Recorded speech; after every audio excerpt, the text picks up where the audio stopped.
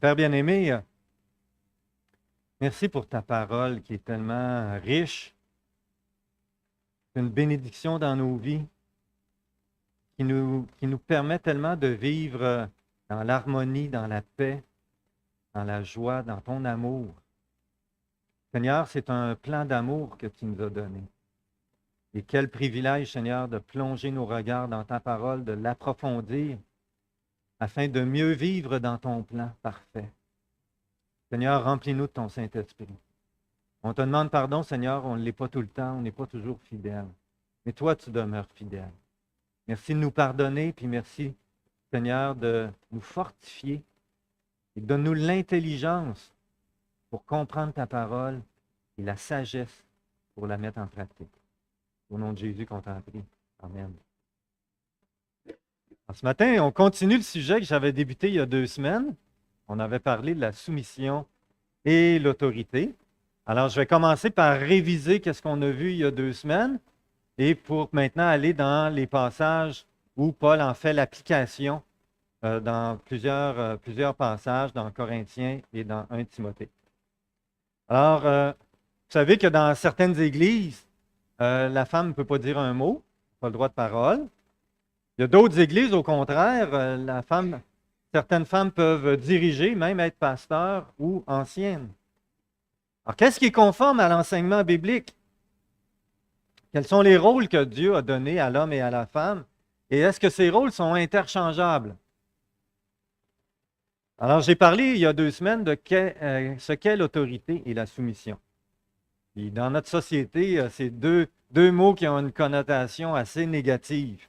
Mais c'est dans la parole de Dieu, puis pour Dieu, au contraire, c'est très positif.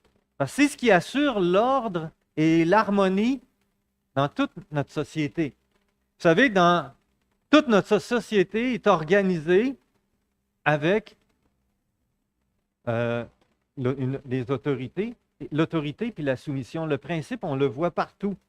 Autant chez nos élus, les corps de métier, les professionnels, le système de justice, partout ce qui a une responsabilité, il y a des responsables, il y a le principe d'autorité et de soumission. Qui dit responsabilité, dit autorité dans son domaine de responsabilité. Alors, c'est Dieu qui a voulu, qui a établi ces principes-là pour qu'on vive dans la paix et l'harmonie. Évidemment, Satan, l'ennemi de Dieu, cherche à renverser ces principes-là et produire le désordre social, le chaos, la rébellion, la division, où chacun fait à sa guise et ne se soumet à personne. Alors, ce n'est pas ce que Dieu a voulu. Dieu, lui, règne dans l'ordre et l'harmonie. Satan veut renverser ça et créer le désordre et l'anarchie.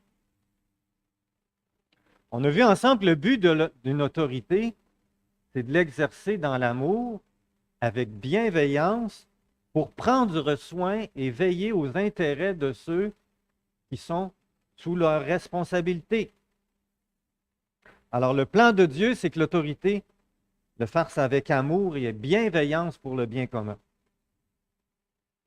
Dès le début, Satan cherchait à renverser ces principes-là, cet ordre que Dieu avait établi en tentant Ève.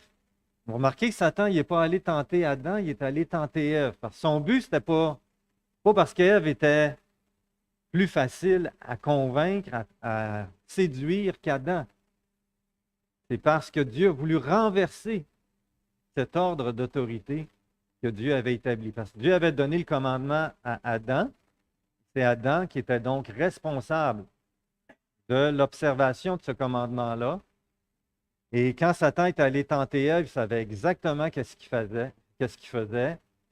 Son but, c'était que Ève, en succombant, ne respecte pas la responsabilité d'Adam et renverse ainsi l'ordre que Dieu avait établi. Alors, Ève n'a pas respecté la responsabilité d'Adam. Et qui Dieu a tenu responsable? C'est Adam a eu ses conséquences, Ève a eu les siennes. On a vu ensemble que la soumission, c'est une attitude de cœur qui respecte la responsabilité de quelqu'un. une attitude de cœur qui respecte la responsabilité de quelqu'un. Et qui dit responsabilité dit autorité, en fonction de la responsabilité que tu as. Alors, la soumission, c'est une décision libre et volontaire qui est faite dans la foi du plan de Dieu, de que c'est ça qui est bon pour qu'on vive dans la paix, dans l'ordre et l'harmonie.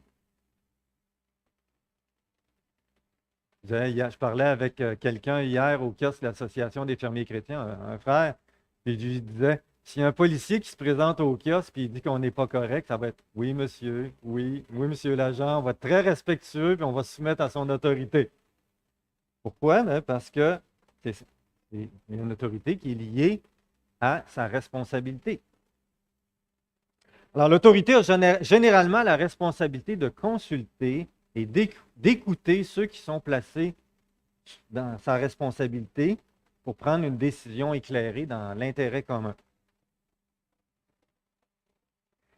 Trop souvent, on confond soumission et résignation. C'est-à-dire que quand quelqu'un exerce son autorité avec abus, en exerçant de la contrainte, en obligeant, eh bien, ça ne produit pas de la soumission, mais de la résignation. C'est-à-dire que ce n'est pas libre, la soumission est libre et volontaire, la résignation, c'est sous la contrainte. Tu n'as pas le choix. Et ça produit de la rébellion. Contrainte, résignation et rébellion décrivent le cercle du péché dans lequel notre société trop souvent se trouve empêtrée. Et ça, ce n'est pas le plan de Dieu. Alors, je répète, la soumission, c'est une attitude de cœur qui respecte la responsabilité de quelqu'un. Et qui dit responsabilité dit autorité. Alors, c'est lié à la responsabilité de quelqu'un. Comme Marie, je n'ai aucune autorité sur les autres femmes. Comme père, je n'ai aucune autorité sur les enfants qui viennent à l'Église, à moins que les parents m'aient délégué une certaine responsabilité.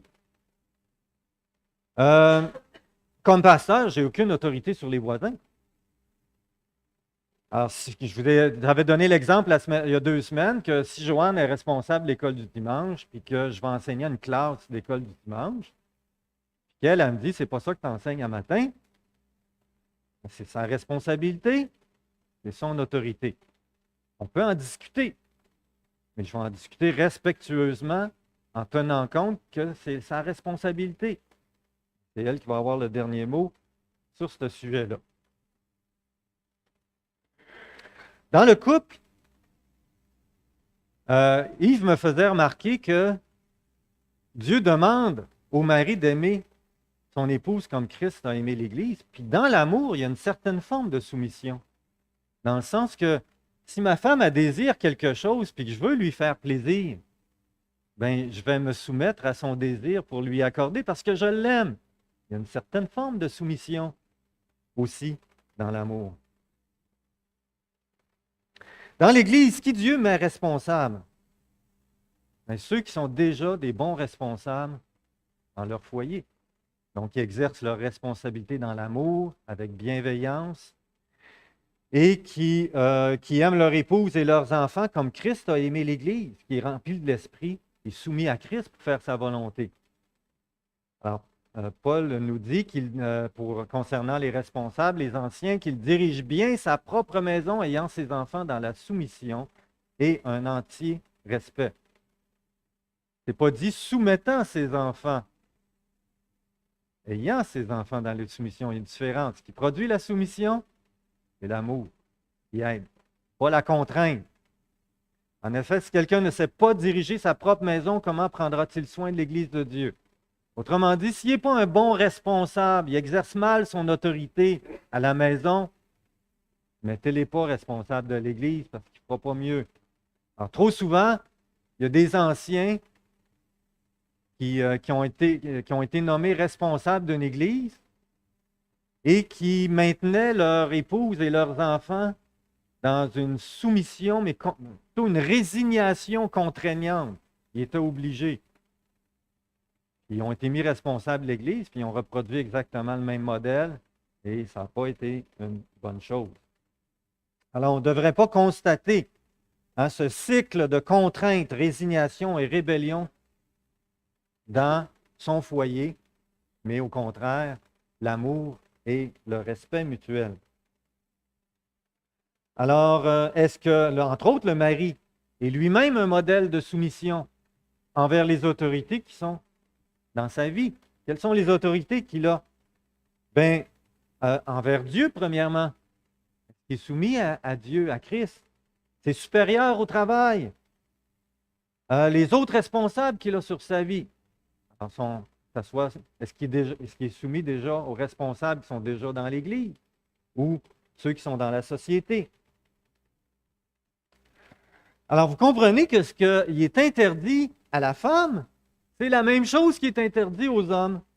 C'est de contester et de se rebeller contre l'autorité, quelle qu'elle soit. Alors, le mari est un modèle de soumission pour son épouse dans les autorités que Dieu a placées dans sa vie. Alors, Paul écrit à tous, en Tite 3:1, je l'ai mis en français courant, rappelle aux fidèles qu'ils doivent se soumettre aux dirigeants et aux autorités, quelles qu'elles soient. Ils doivent leur obéir. Le mot obéir ici, c'est un mot qui ne revient pas souvent dans le Nouveau Testament. C'est accepter de se laisser conduire, diriger.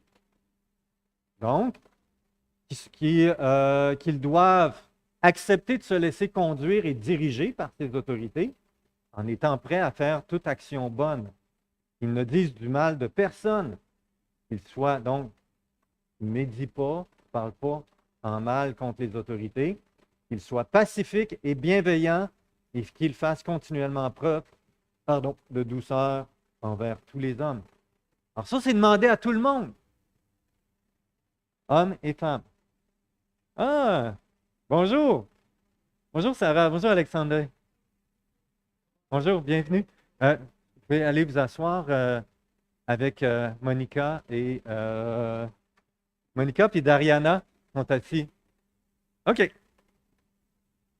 C'est parce que la traduction du message est sur la table en arrière. Fait que vous êtes mieux d'aller vous asseoir là-bas. Vous avez... OK. Bienvenue. Alors, c'est eux qu'on a rencontrés à la foire agricole hier. Alors, je vous présente Salvatore, c'est ça? Salvatore et Sarah. Oui, bienvenue. Alors, je suis à la page 5. Ouais. Donc, tous les membres doivent respecter l'autorité des responsables. Et l'épouse, ben, les responsables que Dieu a mis sur sa vie.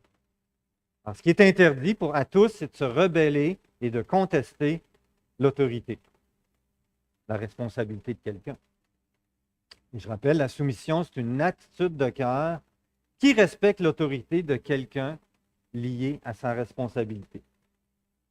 Par exemple, j'ai entendu parler dans une église que les responsables, les anciens, ont mis en discipline et exclu de l'église un enfant d'une famille chrétienne, sans avoir l'autorisation des parents.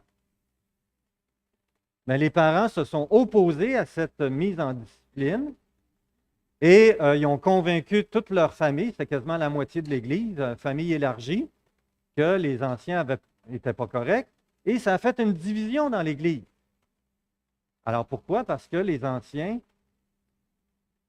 n'ont pas respecté l'autorité des parents sur l'enfant qu'ils ont mis en discipline. Alors, ils ont commis une faute. Un autre exemple. Un enfant agit pas correctement, puis moi, je le reprends sans avoir l'autorisation des parents. Ce n'est pas à moi à le corriger. C'est aux parents de le faire. Donc, je m'accorde une autorité que je n'ai pas. Un autre exemple, dernièrement, on a vendu un piano qui était à l'église. Mais avant de le vendre à quelqu'un, c'est moi qui l'ai vendu, mais j'en ai parlé à Marco. Si je n'avais pas, Marco qui est responsable de la louange, si je n'avais pas appelé Marco, je n'en avais pas parlé, avoir son autorisation, j'aurais passé par-dessus son autorité. C'est lui qui est le responsable de ça. Alors, Paul va appliquer le principe de soumission et d'autorité à la femme dans 3 passages et dans un contexte précis. Il nous faut comprendre dans quel contexte Paul applique ces principes-là pour comprendre qu'est-ce qu'il dit. Alors, on va voir dans 3 passages. Premièrement, prier et prophétiser. Dans la culture des femmes juives et prosélytes, c'est-à-dire des femmes qui étaient d'origine grecque et qui se sont converties au judaïsme, on les appelait des prosélytes. Quand Paul est arrivé annoncer l'Évangile à Corinthe, il y a beaucoup de femmes juives et prosélytes d'origine grecque qui se sont converties à Jésus-Christ, donc ça a débuté l'Église de Corinthe. La coutume était à la synagogue de porter le voile à la synagogue. Ne pas en porter, c'était s'identifier à la culture immorale et païenne de la ville de Corinthe. Alors, Paul ne voulait pas que les Juifs qui fréquentent l'Église, les femmes d'arrière-plan juifs et prosélytes, qui pour eux, elles, c'est important, ne voulaient pas qu'ils pensent que les femmes grecques qui se convertissaient à Jésus-Christ, qui ne portaient pas le voile, eh bien, soient identifiées comme étant immorales et rebelles. Alors que, tandis que l'homme, dans cette culture-là, n'avait pas besoin de porter le voile. Alors, Paul, il donne 2 raisons pour appuyer ce qu'il dit. Il dit d'abord, c'est que la femme a été tirée de l'homme et elle a été créée à cause de l'homme. Ce qu'il dit, c'est qu'il donne 2 raisons pour lesquelles l'homme est en responsabilité par rapport à son épouse. La femme a été tirée de l'homme et elle a été créée à cause de l'homme. Donc, il applique le principe, il démontre que le mari a la responsabilité et il explique pourquoi. Alors, au verset 5, Paul il dit que la femme peut prier et prophétiser dans les assemblées. Prier, c'est simple, on comprend tout ce que ça veut dire. Prophétiser, ça c'est un petit peu moins clair. Prophétiser n'a généralement pas le sens de prédire l'avenir. Comme on peut le lire à l'occasion dans la Bible, il y a plutôt généralement le sens de déclarer la parole de Dieu dans une situation concrète pour exhorter à la mettre en pratique. Prophétiser, c'est déclarer la parole de Dieu pour exhorter à la mettre en pratique. Alors, le but de la prophétie, bien Paul nous le dit dans Corinthiens 14:3, celui qui prophétise au contraire parle aux hommes, les édifie, les exhorte, les console, les encourage. La prophétie n'était pas exacte, c'est-à-dire qu'elle devait être jugée par ceux qui l'entendaient. Donc, dans 1 Thessaloniciens 5, 20, 21, Paul écrit « Ne méprisez pas les prophéties, mais examinez tout et retenez ce qui est bon. » Alors, c'était pas quand la parole de Dieu était citée, ça évidemment, c'était clair que on n'avait pas à juger, mais l'application devait être discernée et examinée, jugée, pour voir si c'est conforme au passage biblique. Si quelqu'un prend un verset complètement hors contexte et exhorte à partir de ça, mais quelqu'un dans l'assemblée pouvait se lever et dire le verset, ce n'est pas ça qu'il veut dire. Dans le contexte, telle chose, et là, à ce moment-là, elle devait être jugée. On a un exemple de prophétie dans le Nouveau Testament, dans Luc 1, verset 67. Alors, vous pouvez tourner si vous voulez bien dans Luc 1, 67.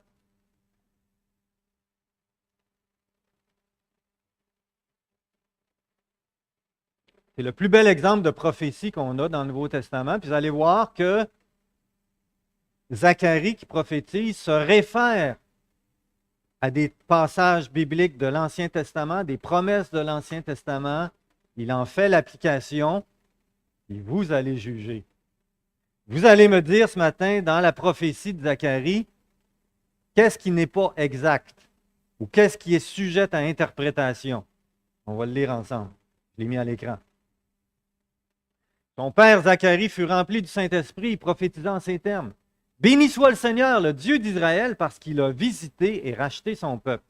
Il nous a donné un puissant sauveur dans la famille de son serviteur David. C'est ce qu'il avait annoncé par la bouche de ses saints prophètes des temps anciens. Un sauveur qui nous délivre de nos ennemis et de la domination de tous ceux qui nous détestent. Ainsi, il manifeste sa bonté envers nos ancêtres et se souvient de sa sainte alliance conformément au serment qu'il avait fait à Abraham, notre ancêtre. Il avait juré qu'après nous avoir délivrés de nos ennemis, il nous accorderait de le servir sans crainte en marchant devant lui dans la sainteté, dans la justice, tous les jours de notre vie. Alors, qu'est-ce que Zacharie fait? Il se réfère au texte de l'Ancien Testament, puis il en démontre, il en fait l'application, c'est en train de se réaliser. Et qu'est-ce qui, dans le passage, manque d'exactitude? Exact. Verset 71. Donc, on le relit. Qui nous délivre de nos ennemis, de la domination de tous ceux qui nous détestent. Je suis sûr que Zacharie, quand il a prophétisé ça, il pensait aux Romains. Dieu, lui, pensait à quoi? Il pensait à Satan, aux démons, au péché, à la mort. Il ne pensait pas aux Romains. Donc, il fait une prophétie. La prophétie, elle est fidèle, mais elle est sujette à être jugée, à être interprétée. Ça marche? Alors, juger les prophéties, c'est le sujet du prochain passage. Dans 1 Corinthiens 14, 29. 1 Corinthiens 14, 29. Le passage problématique concernant les femmes sont les versets 34 et 35. 1 Corinthiens 14, versets 34 et 35. Ça vaut à peine d'y tourner parce qu'on va regarder plusieurs versets. Versets 34 et 35, je les lis, que les femmes se taisent dans les assemblées car il ne leur est pas permis d'y parler, mais qu'elles soient soumises, comme le dit aussi la loi.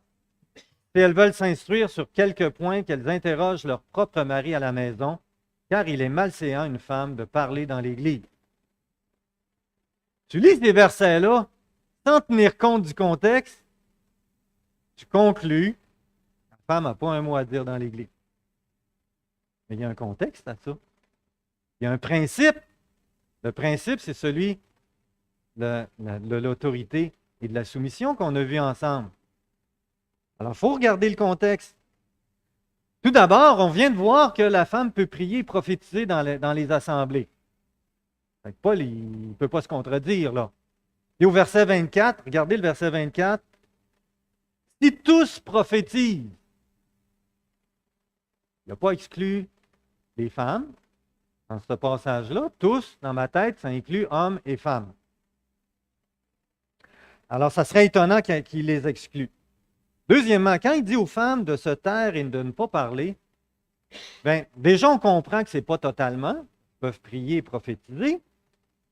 De plus, au verset 28 et au verset 30, il dit aux hommes de se taire, dans un contexte particulier aussi.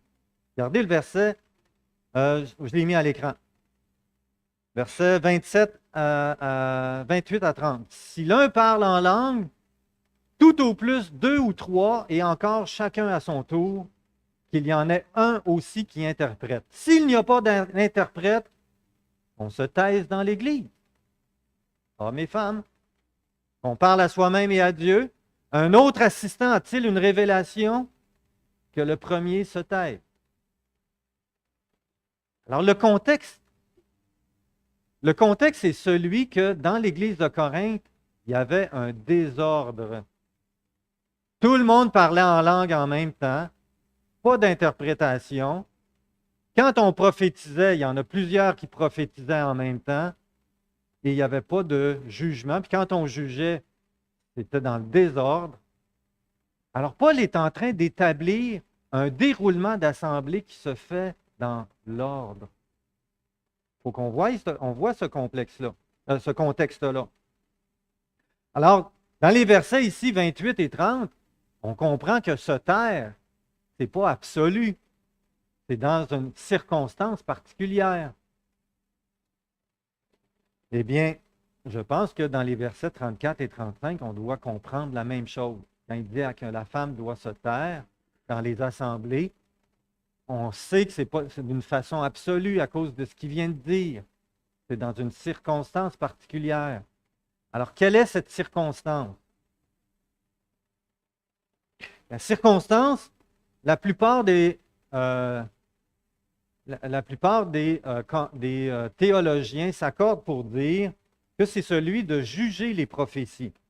Alors regardez le verset 29. Dans le contexte, pour les prophètes, que 2 ou 3 parlent et que les autres jugent. Verset 31. Car vous pouvez tous prophétiser successivement. Il y en a un qui prophétise, un autre après. Après ça, il y a un temps de discussion pour examiner et juger. Verset 32, les esprits des prophètes sont soumis aux prophètes. Donc, on respecte ce que Dieu a donné à quelqu'un, on le respecte, pas parler en même temps, puis pas y couper la parole, on le respecte. Car Dieu n'est pas un Dieu de désordre, mais de paix. Verset 33. Verset 40, mais que tout se fasse avec bienséance et avec ordre.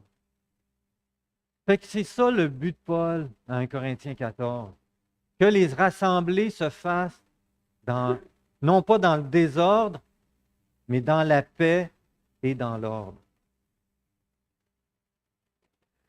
Alors, ce que Paul demande, c'est de se taire pour laisser les autres parler, de respecter quand quelqu'un parle, pas parler en même temps. Et quand c'est rendu le moment de juger des prophéties, eh bien, il demande que les femmes de juger en public des prophéties. Il demande aux femmes de le faire en privé, non pas publiquement.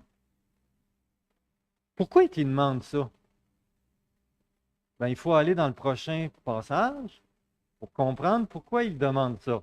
Dans 1 Timothée 2, versets 11 à 14. Ah. Okay. 1 Timothée 2, versets 11 à 14. Et si vous avez des questions, prenez-les en note. On va avoir un temps de questions tantôt. Alors, le contexte de 1 Timothée 2 est donné au verset 8. Sans colère ni contestation. Donc, sans rébellion. Aussi, dans l'Église d'Éphèse, quand 1 Timothée est écrit, il recommande que les hommes prient sans colère ni contestation. Second 21 a bien traduit les versets 11 et 12 qu'on va lire bientôt. La plupart de vos Bibles traduisent que la femme s'instruise en silence.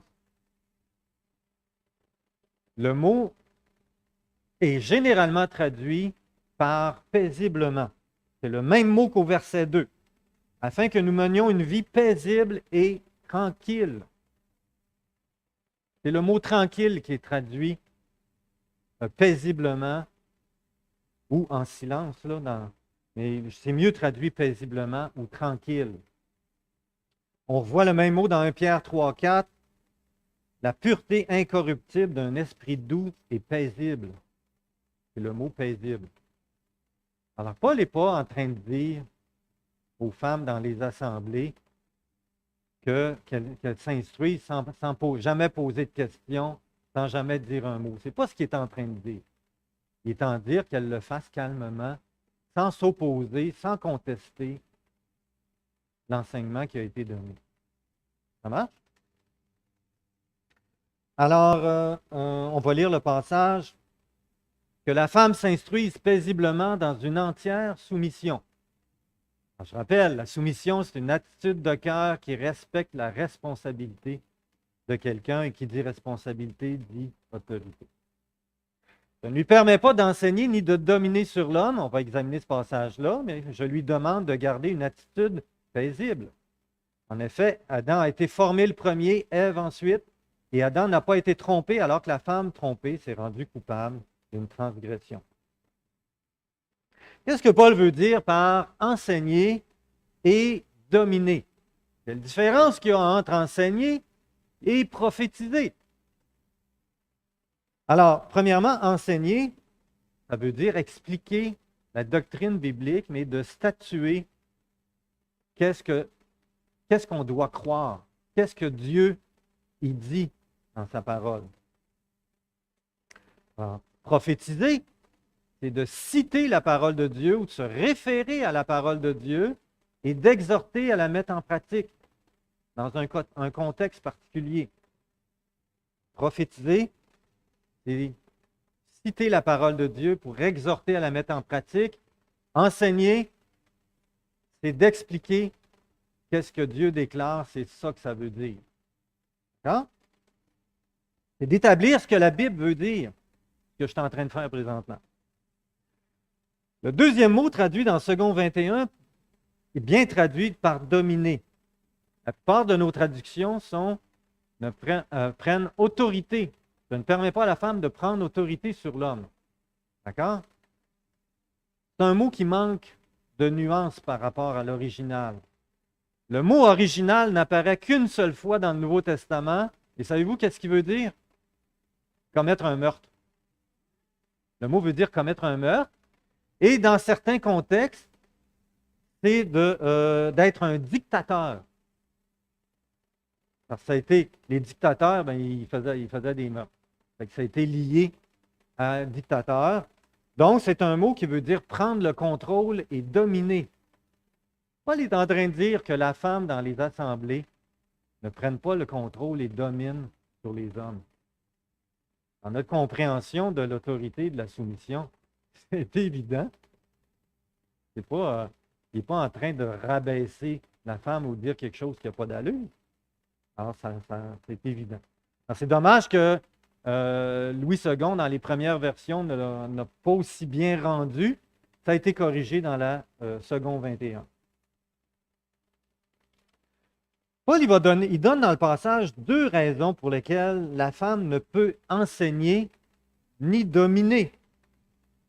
Premièrement, il dit qu'Adam a été créé le premier et qui dit premier-né dans la pensée biblique, premier-né a une responsabilité plus grande. Deuxièmement, il dit qu'Ève a été trompée. Le point, ce n'est pas que la femme est plus facile à tromper que l'homme. On n'a pas besoin d'examiner l'histoire de l'Église, l'histoire de l'humanité longtemps pour constater ce fait.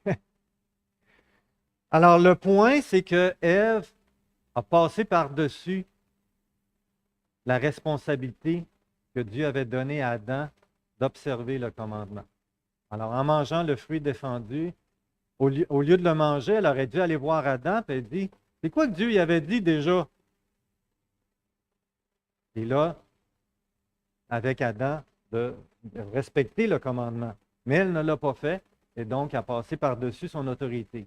Et c'est ça que l'apôtre Paul, dans le passage, il dit qu'il ne faut pas reproduire le modèle de la tentation et de la chute où Satan tente à l'épouse de passer par-dessus la responsabilité et l'autorité que Dieu a donnée.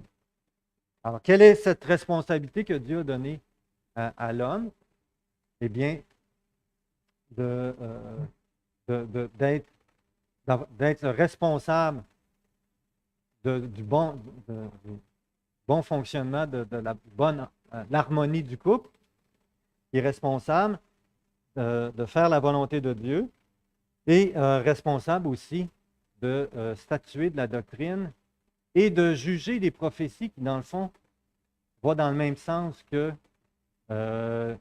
enseigner, statuer qu'est-ce que Dieu déclare. Alors, enseigner la doctrine, statuer de ce que la Bible dit, juger des prophéties en fonction de la révélation biblique. Eh bien, Paul dit que dans les assemblées, c'est une responsabilité qui est donnée aux hommes.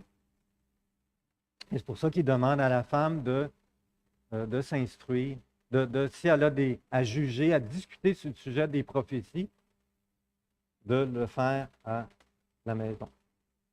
Mais ça n'empêche pas de poser des questions, de demander un éclaircissement. Pas du tout. Alors, prier, édifier l'Assemblée, exhorter l'Assemblée, eh bien, c'est libre à tous de le faire.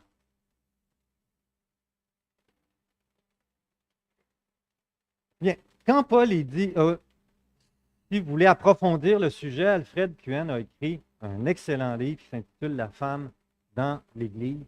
Le sujet est approfondi et appliqué. Il répond à bien des questions. Donc, un excellent livre sur le sujet. Quand un des passages qui est utilisé pour dire que la femme peut exercer exactement les mêmes responsabilités que l'homme, c'est quand Paul dit dans Galates 3, 28 qu'il n'y a plus ni homme ni femme. Mais il faut encore là regarder dans quel contexte Paul dit ça, et c'est dans un contexte du salut.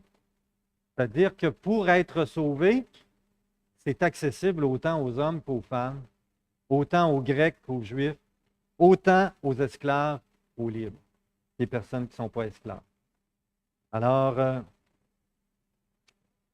Paul n'est pas en train de changer l'ordre que Dieu avait établi, mais d'appliquer le salut qui est accessible à tous sans exception. L'homme et la femme ont une grande liberté dans l'Église pour tout faire dans le respect des autorités que Dieu a placées. Dans le ministère de la parole, tous peuvent prier et prophétiser, c'est-à-dire édifier à partir d'un passage biblique, exhorter à le mettre en pratique. Ce qui est réservé aux hommes, c'est, dans leur responsabilité, c'est l'enseignement dans l'assemblée. Ça n'empêche pas d'enseigner aux femmes, aux enfants. C'est dans l'enseignement de statuer, de décider qu'est-ce que la Bible veut dire, qu'est-ce que la doctrine, d'établir la doctrine, ni de juger les prophéties en public. Alors, Dieu a donné cette responsabilité à l'homme. Avez-vous des questions? Oui, Nicole. Mm-hmm.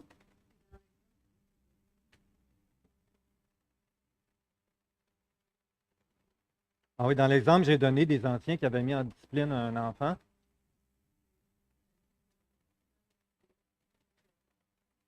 C'est un adolescent. Oui. Il était toujours à la maison sous la responsabilité de ses parents.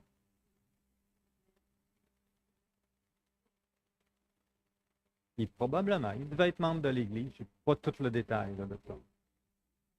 Ouais. On parle d'un jeune autour de 17 ans. Il devait probablement être membre à l'Église. Ouais.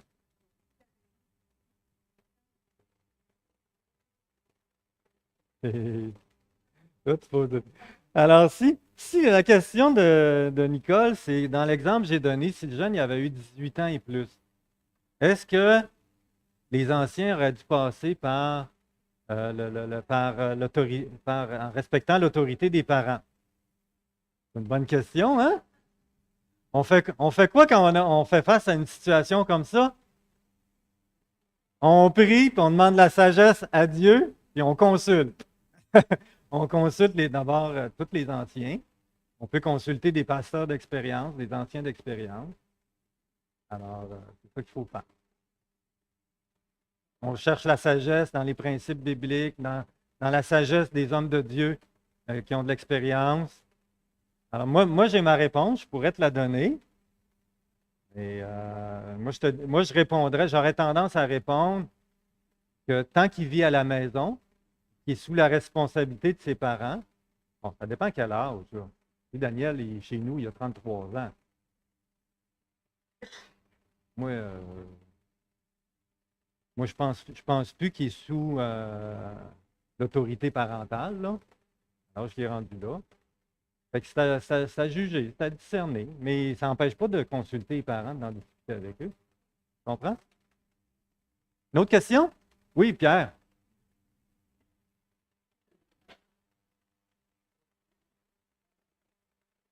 Fait que si une femme chrétienne connaît la parole de Dieu,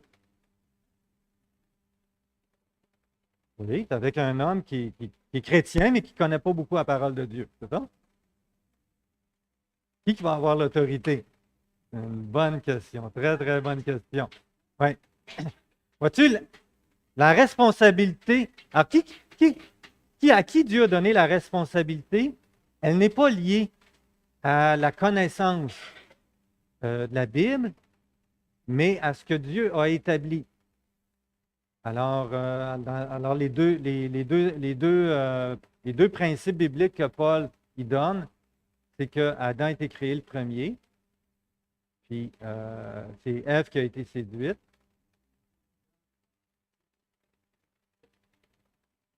Ben oui, Satan, ce qu'il cherche à faire, c'est de renverser le plan de Dieu, tout le temps. Alors que le mari a une autorité abusive, ça suscite la rébellion ou la résignation chez son épouse, et ça crée le désordre, la division, le chaos.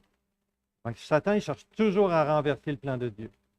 Fait que le plan de Dieu, c'est une autorité qui est exercée dans l'amour et la bienveillance, et une soumission qui est libre et volontaire dans la compréhension du plan de Dieu.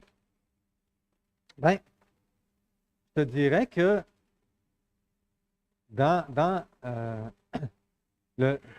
cette situation-là, le mari devrait honorer la connaissance biblique de son épouse, s'y référer. Pas par soumission, par amour. Il y a une forme de soumission dans l'amour, on l'a dit tantôt. Bon? Oui, Nicole?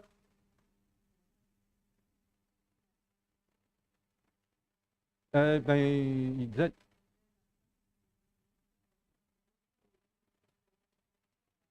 Même chose si le mari n'est pas chrétien.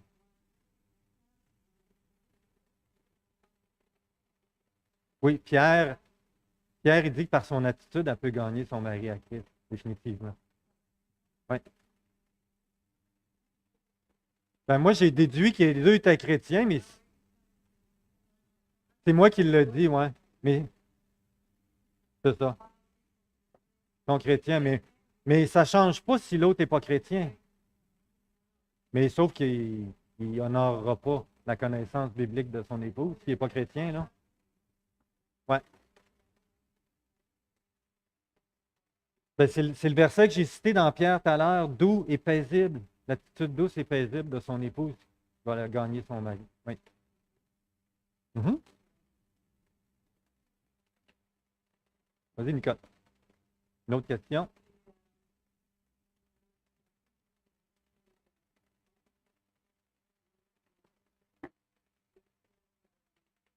Euh,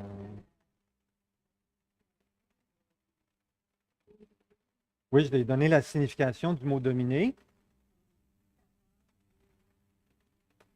La traduction originale du mot, c'est commettre un meurtre.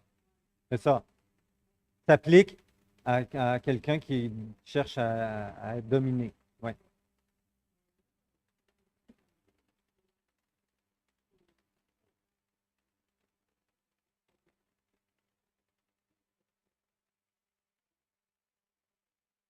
OK. Un très, très bon point. Alors, si c'est vraiment le sens de ce mot-là, pourquoi est-ce que Paul l'applique à la femme? Parce qu'il l'applique dans un contexte. Alors, il dit au verset 8 aux hommes de prier. Je vais juste prendre la référence, là. C'est pas parce que ça permet aux hommes de dominer sur les femmes. C'est pas ça que ça veut dire. C'est ce que tu pensais, là?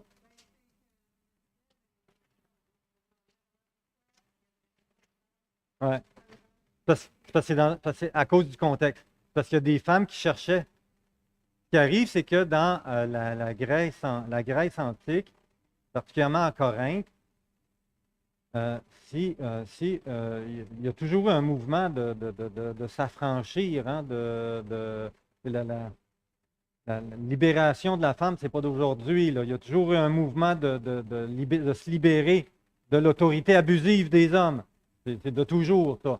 Alors, il y avait dans la Grèce antique des femmes riches et très savantes qui s'affichaient comme telles et qui s'affirmaient fortement. Alors, regarde 1 Timothée 2, verset 8. Je veux que les hommes prient en tout lieu en élevant des mains pures, sans colère ni contestation. Alors, il l'applique. Ça ne veut pas dire que les femmes peuvent prier avec colère et contestation. Non, il l'applique à un contexte où les hommes, c'est ça qui se passait dans l'Église.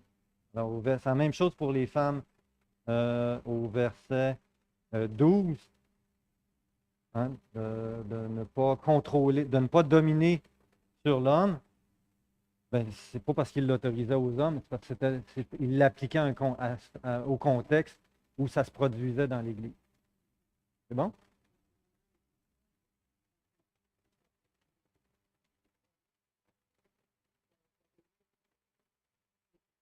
Absolument. Absolument, parce que non, il faut le décortiquer pour aller le chercher.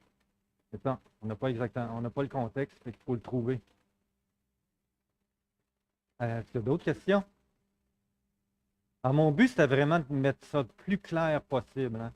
Principe, soumission, autorité, les applications que Paul en fait. Parce que la majorité des gens qui lisent ces passages-là, ils concluent que Paul était chauvin, puis ça n'allait pas bien, là, son affaire, là. Puis c'est mal appliqué dans beaucoup d'églises. Oui, Nathalie?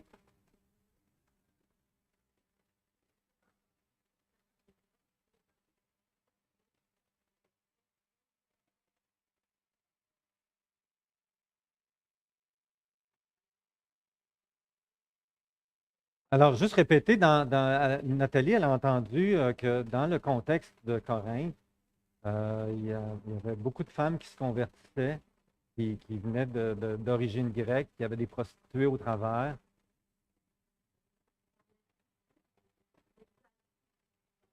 Il parlait beaucoup, puis il était très exalté.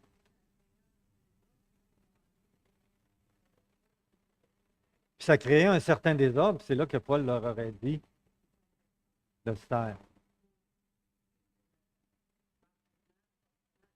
Ouais. On sait que dans les synagogues, les hommes étaient réunis en avant, puis les femmes étaient ensemble à l'arrière. Alors qu'il y en a qui ont suggéré que les femmes placotaient entre eux, puis ils discutaient, puis ça dérangeait. Bon, c'est des choses qui sont possibles, mais c'est certain que c'est dans un contexte qu'il y avait du désordre généralisé dans l'Église. Pas juste par rapport aux femmes, par rapport aux hommes aussi, là. C'était généralisé avec le parler en langue, les prophéties, l'interprétation, le jugement.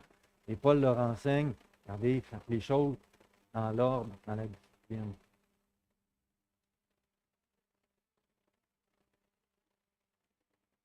Est-ce que c'est encore, je me pose une bonne question, je ne sais pas. Ouais, bonne question. Je serais porté à dire que oui, mais je ne suis pas certain. Oui, Nicole.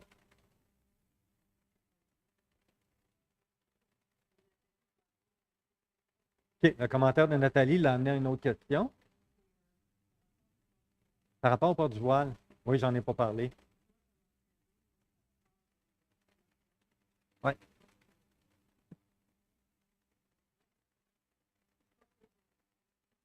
Ouais.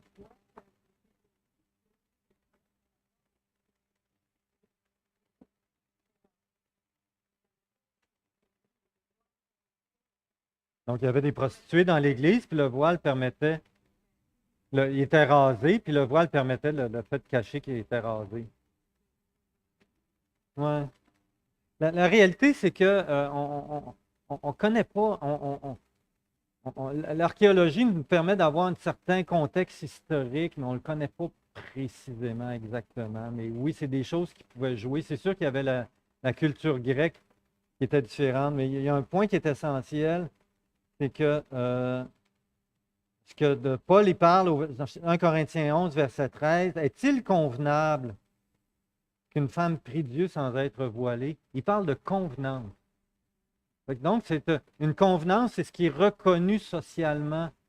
Même chose au verset 16, il dit, nous n'avons pas cette coutume. Fait qu'il-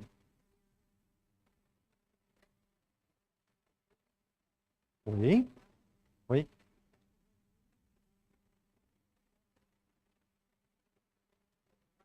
oui,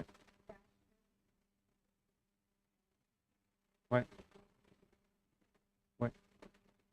Donc, c'est sûr que il y a un verset, le verset qui dit que la chevelure était donnée en guise de voile. Donc, le fait pour les prostituées qui se convertissaient au Seigneur et qui n'avaient pas de chevelure, de porter le voile, ça, ça permettait de démontrer qu'ils avaient qu'ils avaient une attitude de soumettre à la parole de Dieu.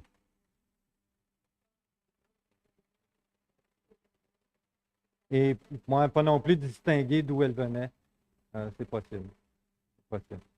Alors, ça, ça fait partie des possibilités du contexte historique. Mais ce qui est certain, c'est qu'on parle de convenance et de coutume, qu'on n'est pas dans le même contexte aujourd'hui historique. Et c'est pour ça qu'on n'a pas retenu d'appliquer le port du voile dans l'Église. Il y a d'autres questions?